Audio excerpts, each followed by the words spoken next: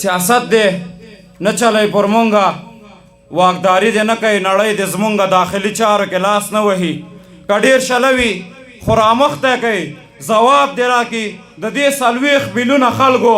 40 کاله حساب دې راکړي څه یې په نرمه لهجه څه یې په چل ولو خوړو په خپل سیاست سره یې مونږ پر یو بل وخوړو دوی په خوله تیز دي په دې ورو خبرو یې مه تېروځئ زما او ستا تر مخ په څو خبرو یې مه تېروځئ څو ګل څه شول چېرته لاړل ذکر وکئ فکر په کار واچوئ خیر دی لږ څه فکر وکئ دا خور سنډل او مور سنډلو نه څه نه جوړېږي یو بل ګواښل کنځل کولو نه څه نه جوړېږي دښمن د یو موقع په تمه ناست دی ویښ سئ ګورې دوی سره جوړ دي دا موتایو غواړي موږ ښکار کړي دا ځلې جنګ نه د ټوپک نه د تیارې جنگ دی دا ځلې جنگ اقتصادي دی د پیسې جنگ دی دا جنگ ستونزمن دی دا جنگ فکر او کله غواړي لږ شانت او لږه غواړي تند او خوله غواړي د خپل د کور په دې دیوال به بیا ارتال نه کوئ د بل پر حق پر بیت المال به بیا ارتال نه کوئ پر تیرو واچوئ نظر مه وایئ غټې غټې بوش اوباما ټرمپ جو بایډن نه مونږ ونه کړې غټې پر تیرو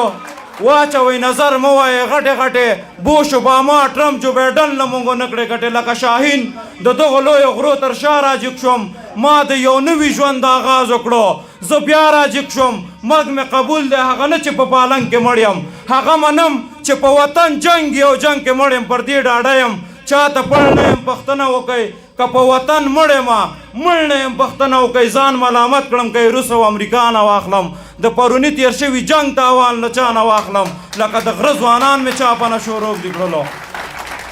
لکه شاهین د دغو لویو غرو تر شا راجګ شوم ما د یو نوي ژوند آغاز وکړو زه بیا راجګ شوم مرګ مې قبول دی هغه نه چې په پالنګ کې مړ یم هغه منم چې په وطن جنګ یو جنګ کې مړ یم پر دې ډاډه یم چاته پړ نه یم پښتنه وکئ که په وطن مړ یمه مړ نه یم پښتنه وکئ ځان ملامت کړم که روس او امریکا نه واخلم د پروني تېر شوي جنګ تاوان له چا نه واخلم لکه د غره ځوانان مې چا په نشو روږدي کړلو لکه د غره ځوانان مې چا په نشو روږدي کړلو د وطن پیغله مې نن خپل فرهنګ نه ولې تښتي د تیلو ګازو معدنونه راته چا لوټ کړلو د قیمتي کاڼو کانونه راته چا لوټ کړلو لرګی وسوځلو چا سکروټی چا واخیسته اوبه دې چا دي هی هی ګټه چا واخیسته دا وطن وسوځلو چا لمبو ته چا ونیو تندی چا خړوبه کړه دا وطن وسوځلو چا لمبو ته چا ونیو تندی چا خړوبه کړه اوبو ته چا ونیو زه د نړۍ تر ټولو ستر لوی قهرمان لښکر یم زه د عمر ابن خطاب پسې روان لښکر یم هر یو کافر لره سرور یم اوبه به نشم زه د علي د مټو زور یم اوبه به نشم نړیوال هر ورځ یو نه یو نه قانون جوړوي مونږ ته ژوندون راښایي مونږ ته مضمون جوړوي هېڅ پرې پوه نه شو چې دا کومه د سیاست موضوع ده سبا چې جګ سو نو رسمیت او د رسمیت موضوع د ګناه مو څه ده چې په سره اوړي کې لمر ته ناست یو